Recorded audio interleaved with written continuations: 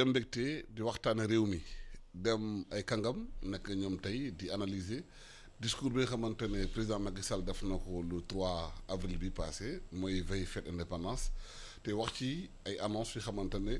soxal na ndaw yi soxal na réew mi ñu ngi am nag mbégte di dalal tey Abdou Latif Coulibaly di ministre secrétaire général du gouvernement et tamit docteur Abdoulaye Niane di docteur en droit ancien inspecteur des impôts fiscaliste nekk président parti Teranga Sénégal ñu leen di gërëm di leen sant di leen dalal ci studio bi monsieur le ministre dégg nañu annonce yu président def surtout liy soxal ndaw yi soxal ndaw yi lu am solo la ndaxte xale yi ñoom dañoo bëgg am xëy président def na annonce na dès le mois de mai dina génn le de 85 milliards déjà ñu recruter 65 000 jeunes ci ay fànn yu bëri naka lañ ko mën a jàngate. sëñ Alassane maa ngi lay nuyu di nuyu itam sëñ Ablaye nga xam ne moo ñëw teew fii ak man pour ñu waxtaane li nga xam ne képp kuy doomu Sénégal yitteel na la rawatina ñi nga xam ne nag comme moom ak man dañu sóobu ci politique te mu ñu del ci li nga xam ne mooy sóobu ci politique mooy fexe li nga xam ne mooy jëmale sa askan kanam taxaw ci waxtu mu nekk li président annoncé dafa bokk ci li nga xam ne lu soxal réew mi la lu ndaw ñi rek la soxal parce que ku ne Sénégal xale buy liggéey di xëy di dem di ñëw wax nga moom ci boppam wax nga war juróom wax nga ndeyam ak baayam ay rakkam ak communauté am donc soxal réew mi moom loolee loo xam ne la lu am solo la ci wax ji waaye dafay nekk itam mbir moo xam ne bi yàgg na fi soxal réew mi wax dëgg yàlla daanaka boo delloo ci gannaaw soo mayee tuuti rek ma def historique mu ndaw ci Sénégal ak ci biir Afrique maa ngi fàttaliku 1990 conférence bu amoon solo ci Addis Abeba ci organisation de l'unité africaine ñuy taxaw di ñaax réew yépp ne li nga xam ne mooy ndaw ñi nga xam ne dañuy taxawaalu te amuñ liggéey nekk na loo xam ne buñ ci jubluwul taxaw ci taxaw bi ñu ci war a taxaw dana jëmali suñu réew yi foo xam ne fii du nekk lu ñuy neex xëy na sax mën naay lekk loo xam ne jéem mën na ci judd ba loolu wéyee ñu ñaax chef d'état yi nekk Afrique yépp ne leen na ngeen taxaw ci loolu taxaw boo xam ne bii du am nattable si loolu booy fàttale ko xëy na booba yàgg na tuuti xëy na booba yaa ngi université ku dem ñu créé fii li ñuy wax DIR maanaam délégation générale boo xam ne bii suñu mag suñu xarit Jibril Ngom di ko jiite loolu yépp pour ñu wax ne nañu taxaw ci mbiri xale yi booba ngay gis ñu def ministère de la jeunesse et de l'emploi ci réew yépp alors que bu njëkkaan boo déggee dañu naan ministère de la jeunesse et du sport gars yi wëlbate ko def ministère de la jeunesse et de l'emploi loolu weesee 2004 conférence bi am na Ouagadougou aussi ñu wax waaye ci loolu dama bëgg a yegg si rek fii depuis boobu ak léegi nañu wax ne gouvernement bu fi nekk ci réew mi yaa ngi ciy góorgóorlu waaye mbir mi nag wax dëgg yàlla sotteegu gëj na ca Senghor koo xam ne ki dafay xëy daanaka administration bi mën a jël liggéeykat yi yépp xale yi jàng même boo amoon brevet mën nañ lay dugal ngay jàngale loolee booba waxuma ne yomboon na waaye loolu la suñ koom-koom tolloo woon ak suñu avancé dans les années 2000 sooy fàttale ko Ablaye Wade li doon bëgg-bëggam def na fi projet yu bare waaye lam ca namoon am na lu ci ne waaye lépp nekkul ki ko remplace itam ci loolu la nekk kon mooy taxawaay boobu ñu nekk ñoom ñëpp di ci taxaw day wane jafe-jafe mbir mi du lu yomb waaye du caa gën yombul nag duñ ca def la nga xam ne mooy li war donc li président wax tey ne 65000 gannaaw li xawoon barak démb ñëpp gis ko muy ay jafe-jafe yu am ak diggante gouvernement bi ak jeunesse bi moo tax man gëmu bëtam illaa def na ci lu bari ba mu ñëwee léegi waaye loo xam ne ñëpp a ko bëgg ñu bari te li ñuy joxe matut il faut que mu def teg ay jafe-jafe ci réew mi jafe-jafe yooyu nag ñu ngi koy dund kenn amul ci nattaable juróom benn fukki junne place ak juróomi junne la wax ne dina ko joxe loolu mooy mébét bi nga xam ne daf ko war a créer lu bees waaye bokkul ak la nga xam ne itam am na emploi yoo xam ne ay emploi précaire la war nañ koy consolider boo consolider créer du tax mu jeex suba ak gannaaw suba waaye yaakaar dina ko bu gën a mun a yaatal ñu am ci yaakaar boo xam ne foofu nañ ci jëm. waaw Abdoulaye Abdou Latif wax na ko léegi. depuis Senghor ba léegi. gouvernement bi essayé nañu trouver solution pour emploi de la jeunesse Abdoulaye Wade Senghor Abdou Diouf ba léegi président Macky Sall. lu tax boobu ba léegi jafe-jafe am pour xale yi am ndaw nu mu waree ak nu ñu bëree. jërëjëf Alsane maa ngi nuyu suñu mag ji le ministre Abdou Latif Coulibaly di nuyu aussi auditeurs yi ak ñi nga xam ne ñi ngi ñuy gis ci télé bi yi rajo waaw jafe-jafe yi bëri na mais da nga may rek ma wax ne contexte bi président de la République defee discours am mooy contexte boo xam ne réew mi yëngu na mu njëkk a def discours vers le 8 mars wax ak sénégalais yi wax ne dégg naa xale yi liñ bëgg te dinaa ci indi ay saafara annoncé foofu sax ay mesures mu ñëwaat avril ci indépendance bi defaat presque le même discours mais li may jàng rek mooy ton wu discours u 4 avril yi lii daf ko xaw a changé ndax discours 4 avril yi passé daanaka daf doon formel c'est-à-dire day wax rek ne Sénégal ñoo ko bokk feetu armée la feetu jeunesse la daal di bàyyi bii nag dafa indi ay cadeau wax yu bëree bëri yu muy def ma ne loolu dafa xaw a yeex ndax kat fukki at a ngi nii muy yore réew mi ñetti at a ko dese ñetti at yi bu fekkee da nga bëgg a changer xar kanamu emploi jeunes yi day jafe trop te malheureusement fi mu jàpp foofu la jàppoon démb te amul woon saafara maanaam jàpp ne xale yi pour gérer seen emploi xaalis ngay teg ci table bi jàpp naa ne mbir mi gën a xóot loolu emploi da ngay créer ay opportunités créer infrastructure maanaam ay jumtuwaay xale yi mën ci jóg liggéey ci mu nekk emploi bu stable bu yàgg mais munoo jékki-jékki rek teg ci table bi ay milliards daan ne yenn milliards yi sax dama koy génne tout de suite xale yi commencé def ay formulaire nga teg ko boo ko defee da ngay yokk mébatu xale yi ak seen bëgg-bëgg te mën naa am doo ko mën a faj donc frustration bi day gën a yokk donc man dama jàpp ne ba léegi dafa mel ne gisagul yoon bi wala bugg ko gis beneen aspect bi mooy nañu bàyyee quand même Sénégal ñuy taf yëngal fooye budget kenn waru ko def dama yàgg wax ne budget bi ñu yore ni sincèreul actuellement ndax ci hypothèse u fin Covid lañ ko defoon deuxième vague bi daal di ñëw automatiquement après bi ñu voté budget bi bu fekkoon ne dañu am solution yu ñuy teg respecter Sénégalais yi ci solution yooyu dañu waroon a def loi de finances rectificative automatiquement après parce que environnement Covid ak non Covid bokkul budget bi ñu yore ba léegi hypothèse u relance économique la avec taux de croissance u 5% te loolu warul mën nekk ci monde bi ñu nekk nii beneen aspect bi mooy waroon na gis bu yàgg ne xale yi effectivement ak confinement bi ak économie bi ni mu ralentir seen emploi dina sooxe donc waroon nañ au lieu de bàyyi xale yi yëngatu nga jël ay milliards tegal leen ne leen jël leen ko ñu def ko ci budget bi parce que budget mooy prévision bi nga xam ne mooy faj saafara yi askan wi ci at mi ñu jëm donc dama jàpp rek ne globalement façon bi ñuy gérer suñu dëkk yi dafa des parce que maanaam day fay mel ne rek dañuy ronronné maanaam dañuy jóg at mi ci des ñu daal di changer budget def tuuti chiffre fii 5 milliards 2 milliards alors que environnement yi bokkul surtout yàgg naa ko wax ne environnement Covid daf ñu dugal ci beneen monde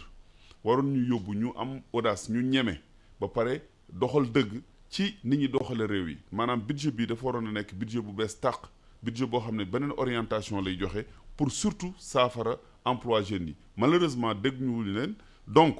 avant les manifestations et après les manifestations discours bi may dégg discours taf yëngal la waroon nañ par exemple tey président de la République waroon na ne université bi dafa nekk crise contenu bi xale yi jàng adapté wul moo tax ñu nekk en chômage xaaral ma changer ko radicalement loolu mënoon na nekk une réponse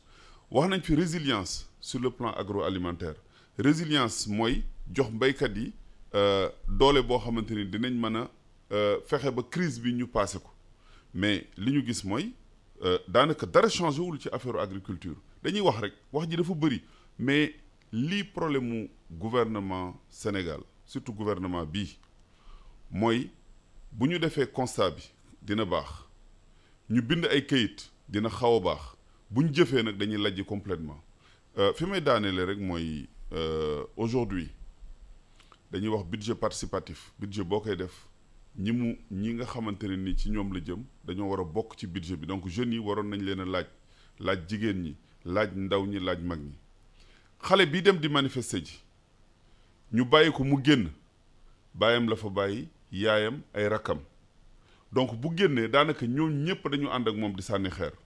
tey fépp ay metti ci réew mi donc saafara problème mu xale yi mooy xamoo li la sénégalais yi wax j'ai compris boobu foog naa président xaw na ko desee comprendre Sénégal ci boppam moom metti donc c'est pas un problème de l'emploi des jeunes c'est un problème de gouvernance et de gestion du pays donc fi mu waroon a teg loxoom mooy changer institution yi avant muy dem dans 3 ans loolu nag mooy jox espoir sénégalais yi tant que defu ko malheureusement day des. Abdou Latif Coulibaly par rapport à. waaw suma nattangoo sëñ Ablaye wax na lu bare jàpp naa ci ñetti yëf bu ci nekk dinaa ci indi li ci suma xam-xam ak li ma ci gis benn dafa ne gouvernement bi lépp lu muy def rek teg xaalis la daanaka taf yëngal sëñ Ablaye ñun ñëpp dañ far di politique waaye teroo bu waxtu jotee mën nañ xool ñun ñëpp li nga xam ne def nañ ko ak li ñu deful ñu seet li ñu def ñu wax ko waaye bu ñu waxee rek ci li tubaab di wax généralité maanaam ëmb lépp te duñ liñ mbootu yëf yi def ko benn par benn dana indi jiixa jaaxa ci bopp yi soo ne gouvernement bi jël xaalis teg la ci mbedd mi ci tabal ji ne nañ liggéey loolee dama ci xala waro yow xam nga dañu wax lef yoo xam ne yéen boroom xam-xam yi jàngkat yi docteur da ngeen ay wax ne amul dara loo xam ne mën nañ ko doxal ci yoon mu yegg suñ ko xelaatu teg ko ci ay kay loolu d'accord nañ ci ñun ñaar yow nattable woo ne président ba mu yegsee la réunir lu ñuy wax les concertations générales de l'enseignement supérieur document am nañ ci bind nañ ci lan la professeur yi université yoo xoon dañu gis ne xale yi nga xam ne suñu jàngee bu ñu génnee ñu ci bari yoruñu xam-xam bi nga xam ne moo tax ñu dugg ci liggéey bi ne loolu nañ ko joyanti ñoom ci seen bopp ñoo noon gouvernement bi na nga tabax ay jàngukaay yoo xam ne lañ fay njëkk a jàngale mooy xam-xam ak man-man gouvernement bi ci loolu mu tabax lu mot 14 ISEP mooy les centres d'enseignement supérieur mooy loolee ngay wax am na fuñ ko wéelee benn mu gouvernement bi génn tabax juróom fukki centre ak juróom-ñaar yoo xam ne ci biir département yi lañ ko def centre bu ci nekk yaa ngi tey jàngal xale yi dem ci agriculture xale yi dem ci élevage xale yi dem mécanicien xale yi nga xam ne ñoo loolee yépp doyul ma mënuñ ko naxasaay ne amut xam nga li doyut mën nañ koy nangu waroon nañ ko yokk mën nañ ko nangu mais amut loolee ak ni ma la xamee ak sa xam-xam parce que balaa maa ñëw xam naa kan nga ku yàlla may xam-xam nga ku yàlla ma hijaaba ci loolu la kon tey yow boo tebee gouvernement bi loolu soxla ko dafa indi jiixi jaaxa ci bopp nit ñi mën naa d'accord yow nga ne loolu doyut na ko yokk mën naa d'accord yow nga ne lii nañ koy defee am na lu ci rëq waaye boo buggee ne amut daf may jaaxal soo jëlee Sénégal département boo gis ci àddina def nañ centre de formation professionnelle de proximité centre boo ci dem am na lu mu 150 ba 200 ay xale yi nga fay jàng am na département yoo xam ne ñaari centre la ñu am bu mel ni suma département parce que politique bi mooy département bi daf koy am forcément chef-lieu département bi mais suñu département dafa configuré noo xam ne chef-lieu département bi géej moo ko wër amul gannaaw ba fa gouvernement bi defee benn dafa ne am nañ beneen bu ñuy def Sokone ndaxte dafa sori fi nga xam ne moom moo gën a jege fi xale yi nekk parce que moo jege frontière moo jóge ñoom Mbato ñu tabax fa benn fépp foo dem ci région bi tey am na fa centre de formation professionnelle depuis indépendance ba 2012 amul ci benn même capitale régionale yi amutoon ci benn amoon Kaolack ak Saint-Louis ak Tamba waxuma capitale régionale ci capitale départementale loolu universitaires yi ñoo ko waxoon universitaires ñoo daje ak société parents d'élèves ak jeunes yi ñu ne léegi na gouvernement bi investir ci li nga xam ne mooy université yi laboratoire yi nañ ko équipé 120 milliards équipé nañ ko ci laboratoire université yi ñoom ñoo waxoon ne université nañ ko yokk def nañ université Bambey def nañ ko Ziguinchor def nañ ko Thiès def nañ yokk nañ bu Saint-Louis nañ yokk dëkkuwaay yi nga xam ne université def nañ ko doy nag loolee d'accord naa cee yow waaye bëgg a wax rek ne deful loolu dafa xëy rek teg xaalis yoon wi déedéet loolu d'accord ma cee yow ci loolu itam avant muy teg xaalis bii ci yoon wi mais am na tentative yu mu def danañ ko critiquer mais d'accord naa parce que bu ñu critiquer ci loolu la ñuy xamee fan lañ war a jëm li ngay wax mën nañu soxal mën nañu amal njëriñ du caageen da nga nekk opposition parce que mbir mi ñaanuma ko yàlla ñun ñu ñàkk pouvoir yéen ngay ñëw waaye yow ba ñëwee jafe-jafe yii di nga koy fekk Ablaye Wade fekk na ko fi Macky Sall fekk na ko fi ñu waxtaan ci suñu biir am ci xel sottante ko rek moo koy mun a avancer law te concertation avec l'enseignement supérieur professeur bi nga xam ne mooy Bassirou Diagne jógee ba New York ñëw moo ko présidé woon lañ ci def des na mën nga koy wax waaye defuñ dara loolu mënu ma ci d'accord ak yow xaalis rek la ñuy teg ci taabal yi d'accord ma ci yow rien que boo jëlee IGE bi ci loolu ma yokk ci soo demee ba mu ñëwee mu ne nañ def Prodac nañ def ANIDA nañ def ANA du projet yu ñu teg ci xaalis bi rek xaalis ba may seetlu ci gis gouvernement bi am na 20 projet ak juróom-ñett yoo xam ne taxawal nañ ko pour assistance jeunes yi dox na nañ ko bëggoon mu doxee noonu déedéet loolu moo tax président ne xam naa dégg naa li ngeen ay wax 20 projet ak juróom-ñett yii ñu financé ko ci budget Sénégal yii ñu financé ko ci budget li nga xam ne mooy coopération am na ci presque lu mot 10 projet ak juróom-ñaar yoo xam ne ñu ngi koy doxal am na yoo xam ne ñu ngi koy waaj a commencé am na yoo xam ne commencé guñ ko loolu it ci la bokk te xam naa ne xam nga ko am na itam loo xam ne mën nañ ko wax léegi man du ma d'accord gouvernement bi ni lépp sotti na parce que boo ko waxee dañ lay rey parce que gis nañ li nga xam ne ndaw yaa ngi wut waaye nag dañ ci yokk leen itam ñu nangu ko soo jëlee téeméeri ndaw yoo xam ne tàngal nañ leen suñu université wax nga ko léegi suñu génnee offre d'emploi yi nga xam man na liñ leen jox comme liggéeyukaay amuñ profil bi pour liggéey ko loolu commencé wul tey door tey yàgg nay door sëñ bi te il faut ñu rectifier ko ñi nga xam ne tey ñu ngi leen ay former enseignement professionnel ak ñi nekk ci ISEP yi boo demee Tambacounda ISEP bañ fa def lu muy liggéey mine la xale yi jàng tey boo ubbee usine mine Sénégal pour nga am juróomi technicien yu mat du sotti il faut nga jël xam nga technicien intermédiaire yi mooy bac+2 bac+3 yi loolu moo ñu gën a jëf loolu liñ ci am motul li ñu am ci ingénieur parce que amuñu école yu lay formé Thiès boo fa demee ñu ngi fa def benn ISEP boo xam ne aviation civile la pourquoi parce que Thiès am na école d'aviation civile am na fu ñuy jàngale nit ñi dawal avion technicien rail ak technicien horticole yëpp dañu leen fay former loolu nag balaa ngay gis résultat bi Sëñ Ablaye il faut ñu dox ñeenti at juróomi at ci kanam loolu mënta ñàkk waaye man xam nga man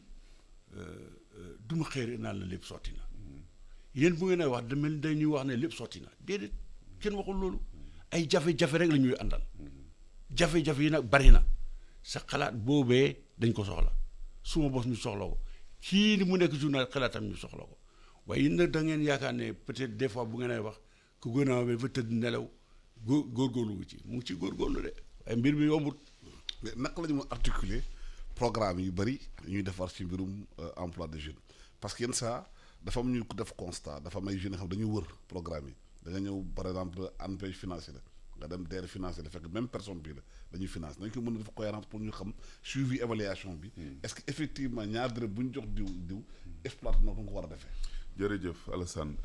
monsieur le ministre waxuma ne gouvernement deful dara man du ma nihiliste. non li nga wax ne kay dañu rek te xaalis. voilà non par contre loolu. dans le cas ponctuel. voilà dama ne niñ ko waroon a liggéeyewuñ ko noonu. parce que te sa question bi daf may permettre ma répondre ci loolu xam nga li ñuy wax rationalité maanaam booy gérer booy diriger kenn mënu la may nga à peu près parce que dañu jël suñuy moyens yëpp ak suñuy yaakaar yëpp ñu jox ko gouvernement bi donc bokkut ak sénégalais bi nga xam ne day jéem di daanu ñu naan ay ndeysaan déedéet fii amu fi duñ leen yërëm duñ leen may temps duñ leen comprendre dañ naan leen am leen résultat obligation de résultat moom ngeen am malheureusement. d'accord gérer c'est ça léegi nag. d'accord loolu daf may permettre rek rapidement avant may ñëw ci emploi bi. parce que dafa wax question bu ma amal solo mooy l'enseignement supérieur. man yàlla dafa def damay jàngale université. di dund mbir mi au-delà des théories ak plan yu ñuy teg man dama koy dund. li ma gis mooy c'est vrai que créé nañ ay instituts spécialisés ay centres spécialisés professionnels loolu c'est une bonne chose du ma ko weddi parce que Sénégal dafa soxla techniciens yooyu tey boo ñëwee ci mbay mi bëgg ku la defal tuyauterie sax ay gars yu jàngul ngay am duñ mën a def mesures yi ñëw teg ko boo ñëwee ci huileries yi nga xam ne dafa am ci dëkk bi ñi koy def souvent ay ouvriers non formés lañ donc dañu soxla professionnalisation mais nag ñooñu yëpp boo leen tegee te filières yi gérer woo ko correctement doo dem ñooñu du ñu am débouché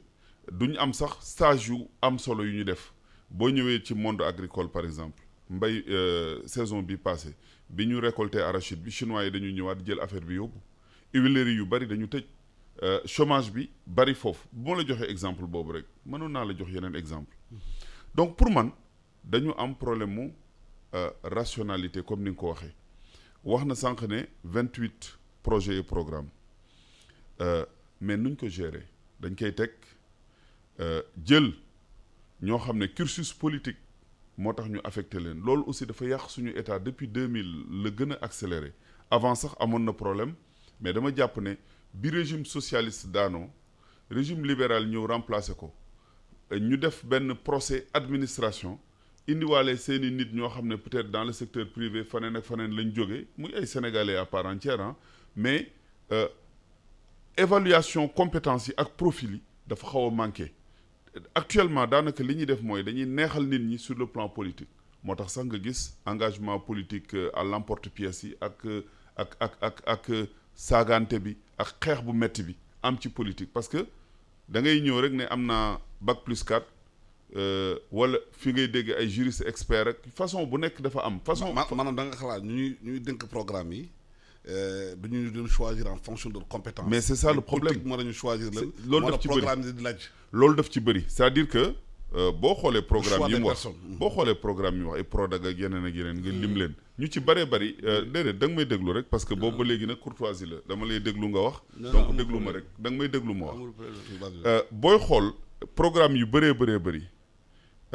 souvent dañuy dem ba ci biir nga dégg ay détournement dégg ay malversation dégg ay inadéquation du profil ñu changé ko indi keneen loolu daf ci bëri te loolu aussi bu fekkee ne dafa bëgg ñu waxtaan buy defar il faut ñu wax ci loolu adéquation emploi ak profilu ki ko yore ñu waroon a def programme yu bëri sax d'ailleurs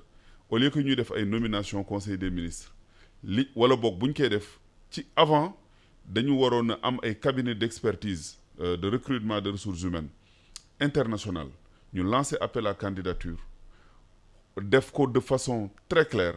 bu ko defee peut-être président de la République am possibilité de nommer les 2 ou 3 personnes les meilleures c'est-à-dire que Sénégal dañu war a dugg dans une nouvelle ère de gouvernance boo ko defee ci biir programme bi wala projet bi ñu fexe ba profil yu am solo nekk fa boo ko defee milliards ya nga fay def dinañ fexe ba dugal ko fi mu war a dugg malheureusement li ñu gis mooy clientélisme politique mooy tax souvent ñuy créer ay programme wala ñu caser ay nit te nit day nekk ci benn programme def fa njombe nit ñëpp ne ah kii de moom c'est fini ñu téye ko 2 mois 3 mois 4 mois dugal ko ci beneen programme ce qui fait que programme yi dañu bëri maintenant programme yooyu yëpp milliards yooyu budget yooyu ñuy mobiliser mais pourquoi mënuñu woon a régler problème mu jeunesse bi dans ce cadre là pourquoi ñu toog ba mu yàgg ne par exemple jeunes yi nga xam ne dañ leen di def stage entreprise 1 milliard lañ leen joxoon pour ce budget léegi yóbbu nañ ko ba 15 milliards 1 à 15 pour juste. c'est 10 à 15. 10 à 15 par exemple je donnais juste un exemple. Mais 10 à 15 c'est la moitié qui a augmenté. boo demee ci yeneen programme itam noonu la dañuy jekk ba mu yàgg rek ñu yokk ay milliards ban rationalité lañ am ban évaluation lañ def ban objectif la ñuy viser donc man malheureusement monsieur le ministre du ma d'accord ak yow ne dama wax ne dara baaxul defuñu dara man du ma nihiliste du suma communication sax jëmul foofu man du ma ci ñi nga xam ne nii dañ mais par contre li ma xalaat gis ko seetlu ko moom lay wax donc encore une fois wax na fi enseignement supérieur en donnant beaucoup d'exemples man je suis un acteur de l'enseignement supérieur adéquation formation emploi des na foofu parce que on n'a pas changé les curricula fondamentalement système LMD def nañ ko ce qui est une bonne chose changé na système classique bi mais ba léegi contenu yu ñu doon jàngale moom lañ continuer di ko jàngale filières yi fa nekkoon moom lañ diversifier tuuti rek wante liñ ci changé bariwul ensuite ressources yi surtout amuñu ko parce que foofu lay jeexale peut-être pour may ko mu waxaat boo gisee enseignement supérieur ni ñu ko déstructuré d'ailleurs ces 3 dernières années avec l'arrivée du nouveau ministre de l'enseignement supérieur parfois c'est ahurissant parce que dafa ñëw xale yi doon dem ci enseignement privé bi mu ne léegi université mën na leen a contenir lépp milliards yi ñu ci def dafa bëri ñu jël université yi surorienté étudiants yi université Bambey bi ma nekk man par exemple boo fa demee am li xew Dakar daanaka mën na fa xew c'est-à-dire étudiants yi taxaw ci fenêtres yi ak portes yi di seetaan parce que amphithéâtre yi nombre bi mu war a accueillir passé na ko ba multiplier na ko par 2 fi mu ne nii bu université tijjee nii parce que dañuy demaat dans une nouvelle rentrée mënoo étudiants yi mënoo leen sax accueillir à la limite on parle de chapiteaux peut-être yoo xam ne dañ koy def pour nit ñi nekk ci di jàng te tàngoor wi nekk Bambey boo defalee étudiants yi chapiteaux dina metti amuñu fu ñu tëdd Bambey amul ay kër yu ñu mën a louer donc les lits manquent terriblement aujourd'hui déficit bi ëpp na sax xanaa 5000 lits étudiants yi dañuy temps yële passé am na étudiants yu nga xam ne dañu nekkoon ci benn kër tëdd ci kaw terrasse bi malheureusement guddi kenn nelaw ba daanu c'est ahurissant manque de générosité sax laay wax manque de générosité bi suñu dirigeants yi di faire preuve parce que ñoom jàngewuñu woon ci conditions yooyu jeunes yii nekk nii dañu mériter la même assistance dañu mériter la même part du budget par rapport à li ñu war a nekk ëllëg malheureusement bu may wax taf yëngal encore une fois j'y reviens le terme convient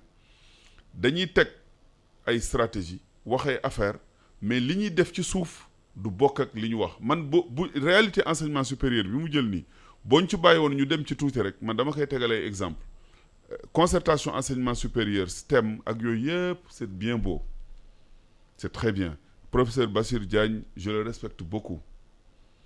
mais moom mi ngi États-Unis dans un bon cadre di fa jàngale xam na lan mooy cadre enseignement supérieur fii nii xale yi façon bi ñuy jàngee ak budget bi ñu alloué enseignement supérieur ak gouvernance su enseignement supérieur recrutement yi ñuy def sax parfois par rapport à ceux qui dirigent les recteurs et autres yooyu yëpp c'est des questions qu'il faut mettre sur la table pour plus de démocratie pour plus de bonne gouvernance ci enseignement bi pour que xale yi mën a am une gouvernance de qualité mën a génn nekk des personnes respectables. waaw monsieur bi posé na question bi nga xamante ne choix des hommes pour diriger les programmes vis-à-vis pour les jeunes nee na xëy na choix yi soit politicien rek nag choix ay techniciens yoo xamante bu ñu ñëwee mun nañu liggéey programme bi du mu ko waree. waaw xam nga man damay rafet njort damay rafetee njort mooy foo dem ci àdduna am na ñoo xam ne ci diplôme lañ lay recruter soo lee recruter la nga ca doon mën na ci ñàkk a nekk foo dem it dana am ñun jël ñoo xam ne mën nañ jógee loxo ba liggéey ba na mu demee critique yi muy def mën nañ dégg yu si am na ci mën a dégg am na ci yoo xam ne boo ko déggee itam da nga mën nga ko expliquer lan moo indi loolu ak fu ñu fa jógee loolu mun naa ci d'accord ak moom li muy wax université bari na ay nit maa ngi mais même loolu man maa ngi yegg si université octobre 1976 5 heures du matin nga xëy pour en place xam nga mu ngi naan ñun la ñu jàngee ak conditions yi ñu jàngee woon waroon nañ ko am tey xam nga déficit yi ñu traité depuis des années ay ati at indi ko ba tey déficit yooyu doo xëy ci juróom-ñaari at ak juróom-ñetti at nga réglé ko mënta ne man ñun 1976 lañ dem tabax yi beneen amphithéâtre parce que ñun Ousmane Socé Diop lañ doon jàngee kenn mënatu fa ne boo xëyut 5 heures du matin doo am place loolu yàgg na ci université Sénégal ñàkk place yooyu xale yi doon ñàkk place moo indiwoon depuis 1990 ñu leen def université Saint-Louis soo gisee ñu def yeneen université yooyu gouvernement jël na ci conscience xam na ko waaye lépp mënta sotti benn bés parce que investissement yi dafa bari gouvernement sous-développé pays sous-développé la ngay yor ci xaalis ak la nga war a séddale ak la nga war a def bari na lool yow loolee xam nga ko bu baax a baax dama wax li may tontu ci enseignement supérieur boobu dama ne li nga xam ne moom moo doon warugalu gouvernement mooy woo ñi nga xam ne dañuy jàngale ñu woote ñëpp wax ku ci nekk la nga wax ñu tënk ko di ko exécuter ci ay ati at waaye du pare tey enseignement supérieur boobu du Souleymane moo dàq jàng Sénégal yi leen dañ doon jël koo xam ne mu nga bitim réew ak koo xam ne ñu ngi fii ñoo ko yore te soo seetloo mbir ma ba ñuy jël sax éducation nationale professeur Zale lañ jëloon Sall nekkoon recteur université Dakar loolu yëpp pour fexe li nga xam ne dañ koy def ñu bokk kook ñi nga xam ne ñoo ci ëpp xam-xam seen xam-xam ci la màcc toog jaxasoo ak ñoom xalaat bi liñ ci def ñu koy exécuter benn par benn bañ jëm fañ mën a jëm kenn nattable woon ne 1960 ba 2016 5000 lits ñoo nekkoon Sénégal 5000 lits ñoo nekkoon ci université juróomi junne nekk nañ ci fukki junne ak benn teg nañ ci juróom-benn junne ci juróom-ñaari at te indépendance bi bu ñuy wax tey juróomi junne la ñoo fi nekkoon diggante 1960 ba 2016 moins de 300 milliards ont été investis dans l'enseignement supérieur soo jëlee ci note technique bi nga xam ne Mary Teuw Niane moo ko bind ci boppam ak discuter ko dans un cadre scientifique publié à l'UNESCO le gouvernement actuel a mis 306 milliards là-dedans compte non tenu des années comme ça déficit boobu ñu traîner mënuñ xëy rek résorber ko tey li ngay wax am na xale yi tëdd nañ ci terrasse bi waaye terewul am na xale yoo xam ne amuñu nekk am nañ nekk tey loolu yëpp dañ koy boole di ci xalaat di dem d'accord naa parce que yow c'est normal nga waxee ni nga waxee. waaw mais monsieur le ministre. waaw bu président ne day jël 300 milliards ba 450 milliards def ko ci maanaam xëy ndaw yi. waaw xam nga. est-ce que boo ko defee doom yeneen secteur de prioritaire yow may problème maanaam éducation. xam nga wax na ko kii sociaux yi ak yooyu bu coupé foofu bu yi lay xam dugal ko ci ndaw yi est-ce que ñeneen ñi duñ laaj. xam moom wax na ko léegi budget prévision la planification tem na benn wax boo wax boobu itam dañ ci waroo mais budget bii ñu def 2021 lañ ko def budget initial bi mu ngi commencé janvier kon budget bu bees takk lañ teg gannaaw ci Covid bi dafa woon plan de relance séquentiel et temporel boobu jàll nañ ko budget bu bees takk lañ tëgg 2021 décembre 2020 lañ ko def tëgg benn budget janvier 2021 mooy dox léegi mesure exceptionnelle yi président wax mais forcément pour ñu dugal ko ci biir na am loi de finances rectificative mënuñ ko ñàkk a def parce que obligation la il faut ci Sénégal dafa am loo xam ne chaque année depuis 1960 juin loi de finances rectificative dafay am ne serait-ce que parce que prévision yi nga amoon soit ëpp na nga soit yeggoo fa moo tax loi de finances rectificative bi ngay wax à la kulli yàlla dafay am chaque année dafa am dina am. maintenant bu ñu bëggee matérialiser. non da nga poser benn question. waaw mais gouvernement buy planifier dafa am fu muy jëlee yóbbu feneen moo xam naka la koy defee mën nañ am ay projets yoo xam ne mu ngi doon jëm ci électricité mu ngi doon jëm ci pétrole ñu roñe fa yóbbu fale noonu lay demee parce que enveloppe bi nga am mënoo ko romb mbala nga prévoir des emprunts spéciaux donc du jël xaalis fii jël ko après nasaxal fii dafay jëm a équilibré rek noonu lay demee te il faut nga xam ne 300 milliards yi ne sont pas mobilisables ci benn année c'est mobilisable sur 3 ans. soo jëlee la moyenne c'est 100 milliards par an. mois de mai 80 milliards 85 milliards mois de mai bi di ñëw. beneen bi mooy mois de mai budget bi la mooy loi de finances rectificative bi beneen budget ñu defaat 100 milliards mais du tey la ñu mobiliser 400 milliards yooyu. mais man dama bëgg xam de façon concrète. bu ñu bëgg créer emploi yi. ban système la ñu mettre en place est-ce que dañu continuer doon def avant di ko jox DER ANPEJ ak yooyu ou bien patron yi maanaam privé bi dañ koy jox alal mu créer emploi pour xale yi. waaw bon xam nga ñaar yëpp mënoo ci bàyyi benn waaw parce que c'est pas tout ou rien mais boo ci jël rek na nga ko def ci anam yi gën a set bu ma waxee set nag du lu ñuy toog rek ñun sénégalais ni nañ def lii monde bi dafa am nu muy doxee actuellement et il faut que ñu nangu ne parfois ñun dañu xaw a nekk recul dañoo am ñaari problème benn bi ñàkk information la sur lii xew ci monde bi ñaareel bi mooy aussi yitte yu matul c'est-à-dire que malheureusement dama jàpp ne discours 31 décembre par exemple du président de la République monsieur le ministre communicant la xaw ma sax moom fan la nekkoon booba bi président di wax naan bu leen takk foulard yu rouge ndax du ma ko gis birima benn yoon lay wax dootul waxaat après le peuple lui a rappelé que c'est pas ça li ñuy xaar ci moom moo tax 8 mars mu ñëwaat avec beaucoup de contrition et beaucoup d'humilité c'est très bien d'ailleurs man j'ai beaucoup apprécié ton boobu avril aussi bi mu ñëwaat même ton bi la ce qui est très bien parce que président de la République dafa war a teg tànkam ci suuf wax ak nit ñi xam ne nit la comme nit ñi bañ a dem ci kaw donc loolu mais dafa xaw a yéex maintenant mbir yi da nga mën a jël benn budget programme nga teg ko pour financer directement état financer directement parce que loolu du ñàkk mais nag ni nga koy financer la. d'accord structures yi nga war a dëggal créer des incitations mais waroo jox en tout cas li ngay jox nit ñi directement warul bari te dafa war a stratégique loolu mooy problème mu Sénégal. c'est-à-dire dañuy am na xale yu bari ñuy financer directement ci DER ñu jël xaalis bi jël gaal dem seen yoon mais c'est clair. naka la ñuy mën a xool bu ñu financer xale yi. ñu mën a sécuriser financement bi. ñu mën ko yóbbu mooy li ma la wax c'est-à-dire defal par exemple les milliards là dont on parle 300 et quelques milliards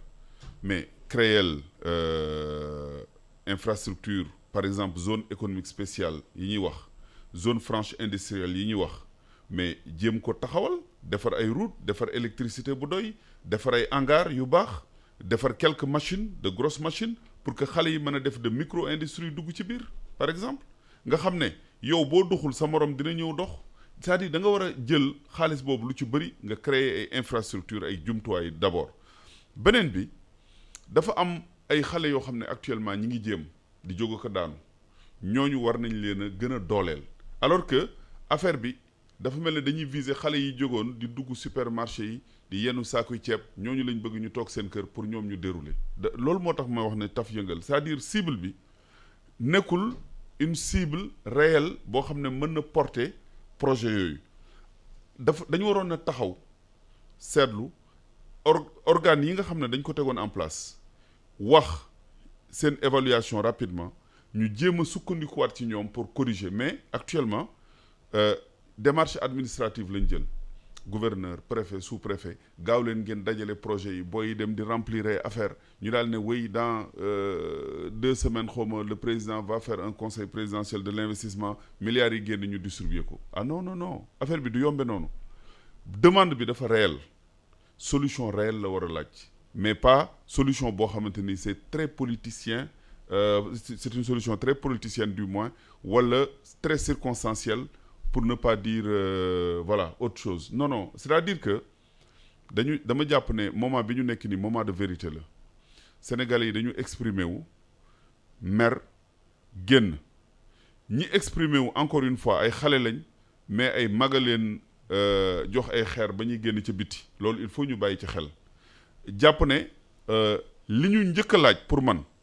mooy consolidation état de droit ak démocratie bu ñu déconnecté question yi amoon ak question d'emploi yi ak question de gouvernance et de démocratie gis nga gouvernance ak démocratie bu doxee rek emploi day daal di nekk benn day daal nekk solution pour l'emploi mais gouvernance pour mu dox aussi il faut que ñu am rigueur ci gestion publique bi loolu moo manqué Sénégal depuis plusieurs années donc monsieur le ministre wax dëgg yàlla projet yi nga wax ak stratégie yi nga wax leer na effectivement yu ci bari jub na parce que mënu ma ko weddi par exemple enseignement supérieur conclusion yi kenn mënu ko weddi parce que acteurs yi ñoo wax mais man fi may teg sama tànk rek encore une fois di insister mooy application bi te balaa may jeexal foofu dinaa ñëw ci budget bi non budget bi li ma wax monsieur le ministre peut-être que da nga ma déggul trop wala bokk da nga comprendrewul peut-être fi may waxee dama ne bi ñuy def budget bi effectivement budget bu bees tàq la mais biñ koy def hypothèse yi ñu teg ñun ñëpp fekke nañ ko dañu jàppoon ne Covid bi jeex na ba Sénégal di wax ne non man nag li may wax inventé wu ma ko hypothèse u première vague bi jeex na Sénégal ne ñun gagné nañ ñu daan ne dinañ am 5% de croissance ci lañ tege affaire bi moo tax amul audace en matière d'emploi ak en matière d'assistance aux jeunes li xew nii ak budget bi niñ ko bëgg a remanier annoncé ko li ko indi mooy bi ñuy def budget bu njëkk bi bàyyiwuñu woon xel ne année bii passée 2020 nit ñi sonn nañ trop et que dañu war a dem de façon agressive entre guillemets pour jàppale pour def un filet social donc loolu moo indi lii alors que gouverner c'est prévoir c'est vrai que boobu deuxième vague bi leeragul mais ñoom dañ ne ñun kët gagné nañ bokk nañ parmi les meilleurs pays loolu mooy toujours. dafa desoon prospective. c'est budget dafa war a être un budget informé ensuite aussi dañu war a génn cadre bi ñun dañu nekk toujours ci cadre bi depuis mën naa wax depuis indépendance mais depuis ces dernières années on est toujours dans le cadre on pense toujours ministère de l'emploi amoon nañ tant de milliards nañ ci dolli 2 milliards 0,01% de kii et cetera mais du ñu circonstancier or j'ai dit que le monde a changé na sax avant Covid bi ñëw mais Covid bi daf ko gën a accéléré donc réponse yi président di joxe effectivement réponse yu génn cadre bi la mais dafa waroon a gën a teel ensuite dafa war a gën a structuré war a gën a am accompagnement mais niñ ko defee dafa circonstancié pour ne pas dire circonstanciel et c'est dommage parce que Sénégal dafa soxla ay réponses yu rigoureuses actuellement nii te du lu ñu gis maintenant fi may jeexalee rek fi may daanelee ci côté boobu ci emploi ci jeunes yi mooy nañu fexe ba li ñu daan dal du ñu dalati maanaam ñu def ko clientélisme politique xale yi am nañ espoir ñi ngi bindu man fa ma dëkk Mbacké gis naa ne xale yi ñi ngi dem ci conseil départemental de la jeunesse par exemple di bindu di dugal ci biir ñu naan leen dem leen seen formulaire c'est rempli ak yooyu ngir yàlla nañ fexe ba xale yooyu dem di bindu bu mbir mi ñëwee liñ ci am muy néew muy tuuti mu ñëwaat ci seen loxo parce que ñu bëree bëri découragé nañ ci xale yi man d'accorduma ci méthode bi mais même bu ñu defee loolu comme suñu budget état la nañ ko bañ a politiser bañ a wax ne président jox na xale yi temps wala ministre tel jox na temps budget état la ñuy jox xale yi pour wàññi seen tawat kon nañ ko def ci anam yu mu rafete loolu daal mooy am nañu laaj est-ce que dana mesure incitative par exemple électricité bi nekk na contrainte principale d'investissement ci réew mi est-ce que nguur gi na jël ay motuwaay wàññi courant bi xëy na nañu mën a gën a investir balaa may dem ci affaire dafa doon logique balaa ngay laaj Ablaye du gouvernement bi def nga laaj ma ko ci la Ablaye di gën a mën a tontu Ablaye wax naa dëgg parce que comme nekkoo ci gouvernement la nga xam ne loolu moom yéen ñaar yéenay communicants yi yéenay journalistes voilà c'est-à-dire boo nee Ablaye nu gouvernement bi di defee da ngay jaxase nit ñi laaj ma bu ma waxee ba pare Ablaye mën a tontu waaye nga laaj Ablaye loo xam ne moom wax dëgg yàlla. waaw léegi laaj naa la ko. nekku fa xamul nañuy defee nga ne ko waxal dafay jafe. waaw le gouvernement def Sénégal la ñoo koy. waaw de da nga ne Ablaye tontu na nee na li muy ragal ñu def ko affaire de politicien li muy ragal taf yëngal ñu ñëw jox xaalis nee nga dem ak na laaj ma. laaj naa la d'abord benn décision arrêté guñ ko. ci naka lay demee. benn arrêté guñ ko. dafa am ay préalable balaa ñu koy arrêté tey li nga xam ne moom la gouverneur yi di bind mooy ñan ñooy nekk ci département yi ak région yi ñan ñoo ñëw ci conférence nationale bi nga xam ne président ak ndaw yi ñoo koy def d'abord. Demain mercredi am nañ conseil des ministres spécial consacré à ça foofu la ñuy déterminer conditions yi modalités yi ak fan la jëm buñ ko defee ba pare du ump Sénégalais yi bu soobee yàlla ak yonent ba ne leen lii la ñuy def gouvernement boo gis ci àddina noonu lay doxalee man nga nag bu ñu waxee ba pare nga ne di d'accord ma waaye waxaguñ. yow nga bugg tey keneen wax la li ñuy def manta ne Alassane dëgg may ñu feek fan yu néew dañ génnee ni ñu koy defee ak ni ñu ko bugg a defee suñ ko génnee ba pare nag loolu dañu xaar sax nit ñi yaakaar ne lii am na lu ci doxul ñu wax ñu ko loolu lay njëkk a wax ci loolu. ñaareel ba xam nga bàyyi investir yokk lii wàññi lii loolu mooy problème bu réew bi tey xam nga réew wu ne ci doxu économie moom moo gën a xam ni may wax dafa am moment yoo xam ne inflation day am moment yoo xam ne amul prix yi jëg prix yi wàcc économie mooy doxee noonu donc affaire yi pétrole boo ko bëggee spécialisé wax ko rek du sotti pétrole mën naay cher waaye ceeb bu cher moo gën a tee bon parce que mën ngaa ñàkk a taal làmp sa kër waaye ceeb bu cher diwlin du cher gars yi mënuñ jënd engrais bu cher yooyu moo gën a garaawati nañ wax dëgg donc boo buggee seppi pétrole bi wax ko rek loolu amul benn. loolu dafa am ñu laaj dëgg am dafa mesure incitative yu gouvernement di jël ci électricité bi. xam nga mesure parce que ñu mën a investir parce que électricité dafa cher Sénégal. xam nga lan mooy problème bi mesure incitative nekkul rek dem wàññi pétrole. mesure incitative yi xaaral mesure incitative yi ñu defoon ci plan de relance économique bi lan la des crédits d'impôt des suspensions d'impôt des suspensions de paiement de caisse de sécurité sociale IPRES donc mesure incitative il faut pas que nit ñi xalaat rek ne parce que au fond le problème lan la mooy entreprise yoo xam ne dañ war a am cëslaay ak ndëgërlaay pour mun a embaucher citoyens sénégalais yi soo produire entreprise amuloo entreprise ak loo def ci àddina doo mën a employer nit ñi parce que administration 150 000 fonctionnaires yi fa ne mënatoo ci teg dara fi mu nekk nii daanaka boo ko tegee da nga dem benn moment xam ne pour fay leen dana jafe donc lii gouvernement ak wareefam mooy nga fexe loo xam ne lii buñ ko tegee comme ni mu koy waxee teg ay structures yoo xam ne ñoom ñooy embauché xale yi. mais secteur privé loolu lan lañ ci def. waaw xam nga secteur privé da nga koy stimuler ci naka tey lan mooy suñu problème yu réew yi kilo arachide boo exporté yow ay emploi nga exploité. kilo dugub boo exporté yow ay emploi nga exporté baril de pétrole boo exporté ay emploi nga exporté parce que fañ koy transformé ñooy bénéficier emploi yooyu li gouvernement bi bëgg ak ci li mu taxaw tey mooy agropole yi xam nga mu ngi wax zone industrielle yi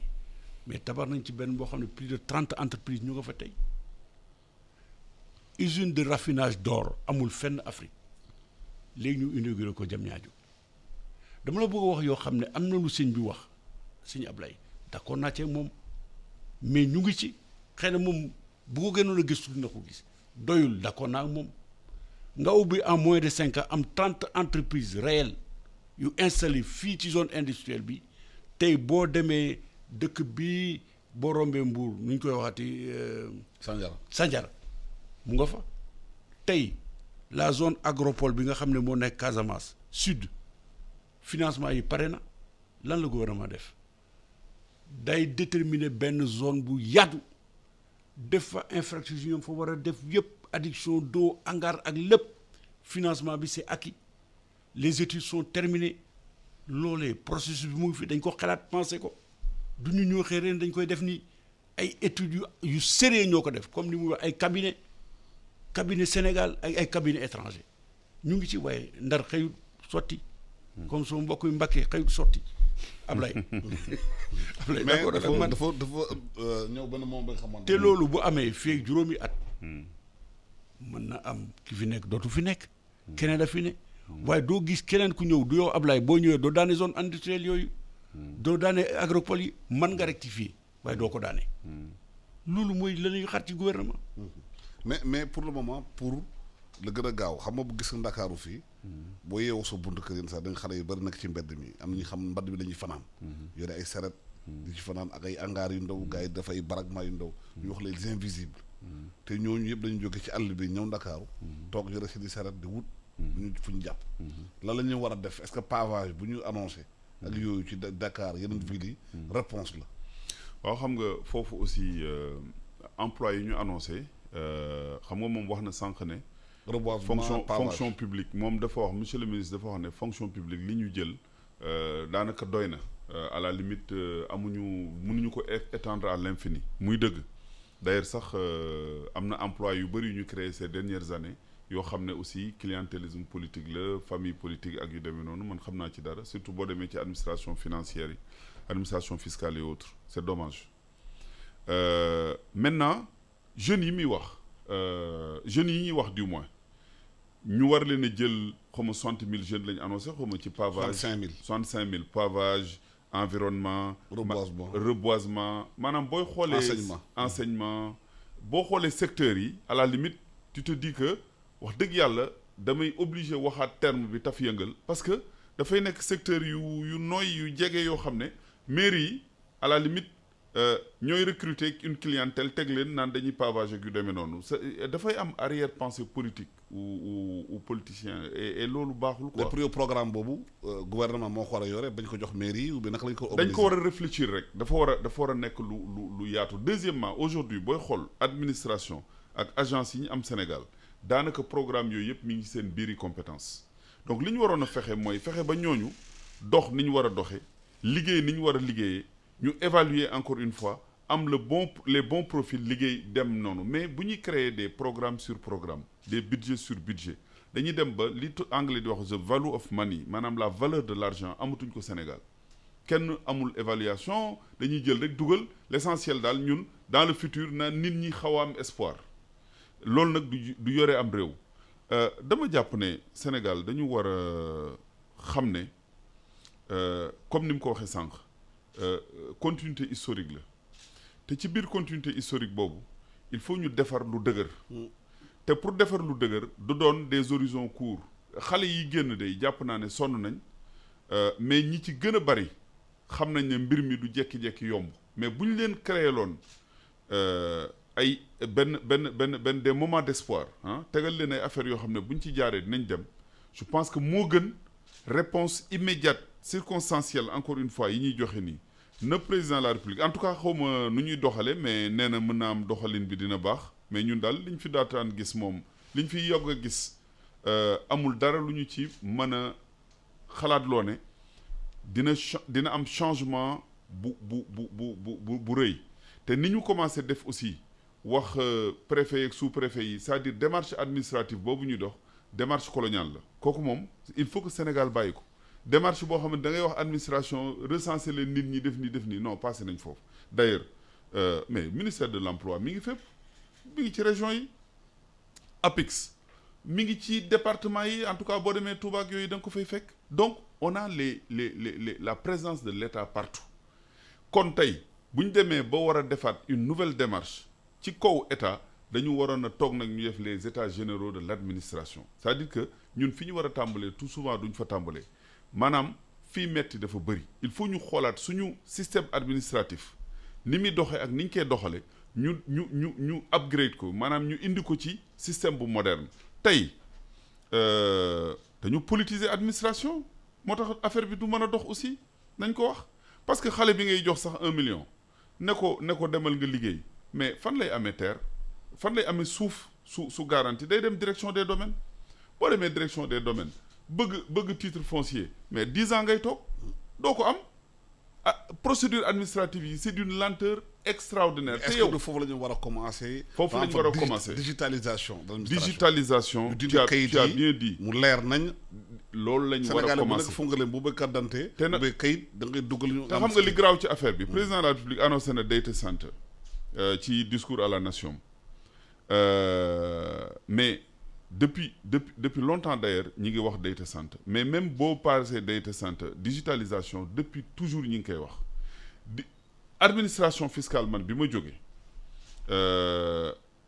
numérisation du cadastre ak numérisation du foncier liggéey nañ ci pendant presque 4 ans man avant may dem. le cadastre local.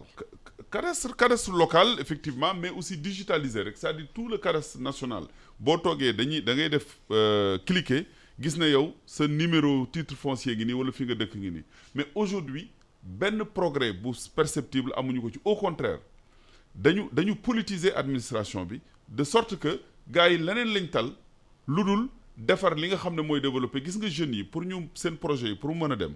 il faut que bu ñu amee benn tool boo xam ne seen maama ko moomoon ñu mën fa am titre foncier mën ko yóbbu ci banque bi 1 million yi bu ñu demee 5 mois 6 mois ñu mën ko transformer en 10 millions avec des garanties bancaires tant que système bi globalement nekkul un système vertueux un système efficace duñ dem fenn donc affaire bi moo tax malheureusement monsieur le ministre boo déggee may wax taf yëngal loolu moo tax dama jàpp ne solution structurelle boo koy am da nga war a am une démarche structurelle administration la ñu war a changer ba loo soxla ñu jox la ko ci anam yu leer maanaam anam yoo xam ne c'est digitalisé ci ordinateur nga koy am wala ci dara boo ko defee rek jàpp naa ne réew mi dina développer sans pour autant mu am jax-jax yi am fan yi. oui mais justement digitalisation mu wax est-ce que du tax nguur gi gën a am suivi évaluation parce que bu ñu joxee projet Alassane Samba Diop ne ko am nga tant de milliards pour def lii ñu mën a ñëw si ginnaaw xool nag Alassane ñaar dërëm li la jox dugal nga fu nga ko war a dugal. Alassane daf doon baax nag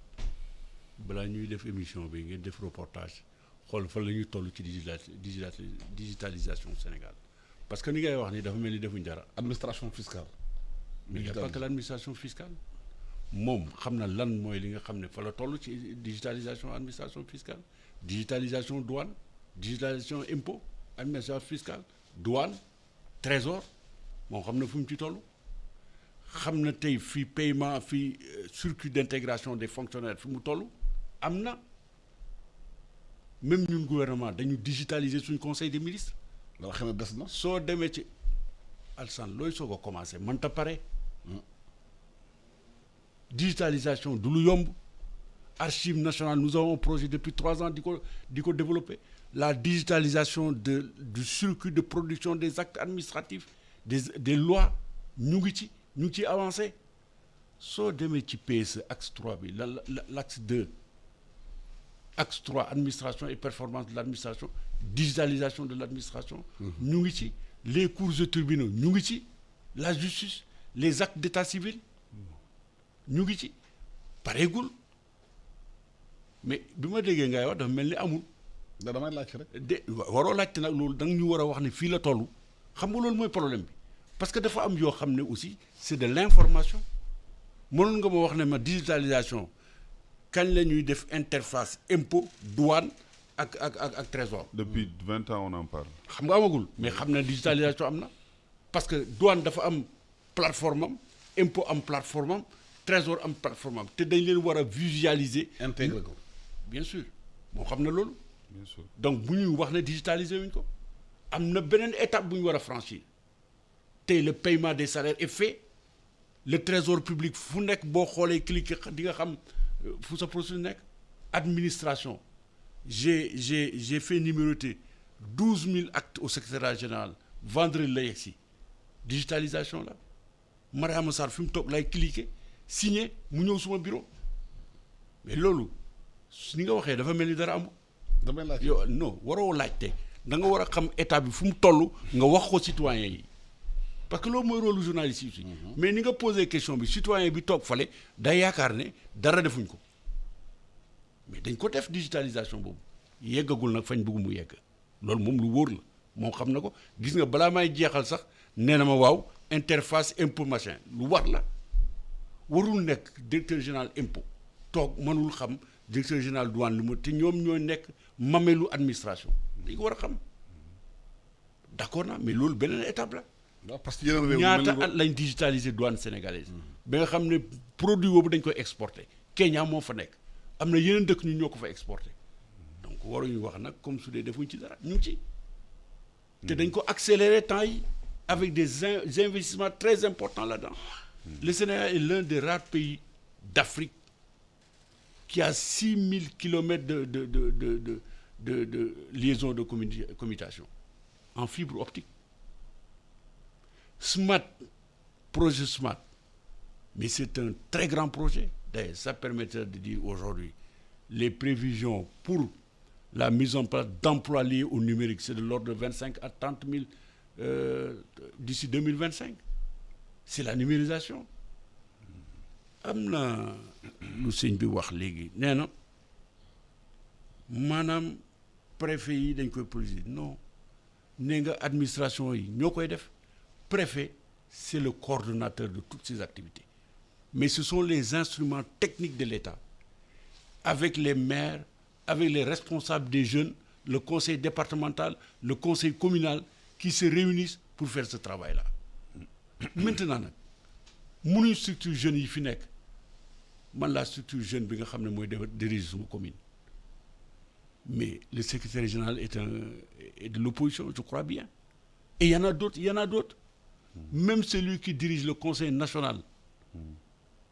il a été élu il n'est pas un membre de notre parti ces organes-là vont siéger mënuloo waxtu jot nga ne damay changer jeunes yi fi nekk yëpp indi ñeneen pour éviter politisation mais il faut faire en sorte que base bu ne que ça soit ouvert jeunes yi bokk ci loolu la. temps bi jeex na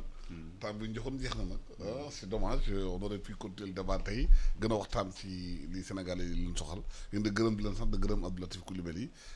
secrétaire ministre du gouvernement de gërëm tamit Abdoulaye Niane